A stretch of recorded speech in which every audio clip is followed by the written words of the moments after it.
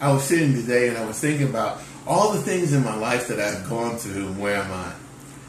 And a lot of times what we want to do is we want to snap our fingers and be where we think we should be. We want to snap our fingers and be who we think we should be. And yet, we don't understand that the basis for that snap and where we end up is not based upon the snap. It's not based upon just a decision to get us to a particular place, but it's based upon a process that God puts us through when we just simply decide we're going to follow Him and we're just going to be obedient. We're going to follow Him and we're going to be obedient. You know, no one ever asked me when as an attorney, they never turned to me and say, "Oh, tell me what grades you made in law school." No one asked me that.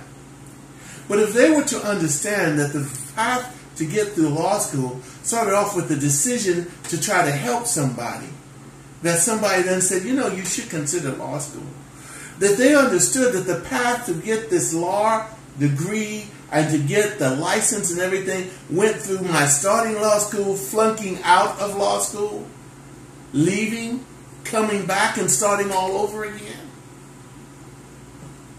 They may not have wanted that path. A lot of times we don't want the path that it takes to get us to the place He wants to put us. And yet it's that very path that prepares us for what we need to do. A number of years ago, my father was very ill. And he was in the hospital. And they said he wasn't going to wake up. They said he was going to die. They told my mom to make the funeral arrangements. And when I showed up at the hospital, and I said, "Dad," he rolled over and said, "Junior." And that first night, we held hands. I held his hand all night. And when he jerked in pain, I prayed for him. Now, I had gone to high school for health professions. Never thought I'd ever use that stuff again. And yet, because I'd been to high school for health profession, I became my father's heavenly orderly. See, there's nothing that God puts us through in our lives that He is not preparing us to take us where He wants us to be. And with the training He gave me, I was able to minister to my dad.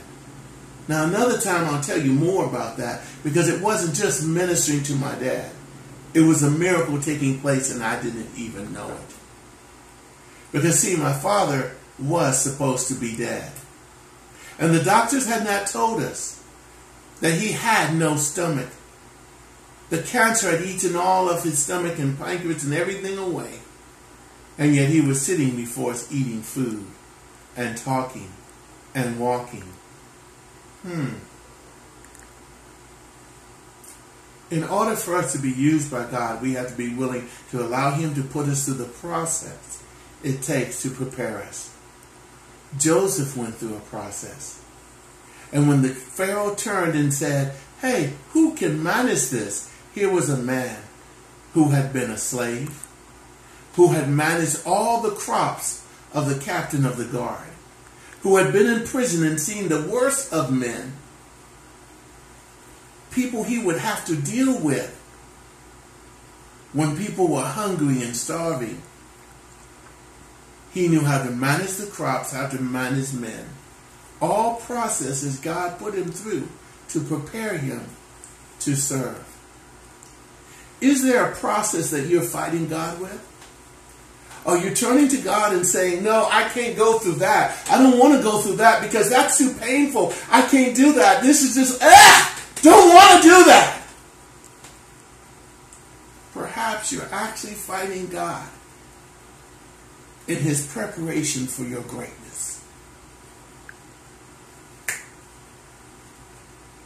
It's not a snap of a finger. It is a decision to follow. And He will place you and prepare you for your greatness. Accept the preparation.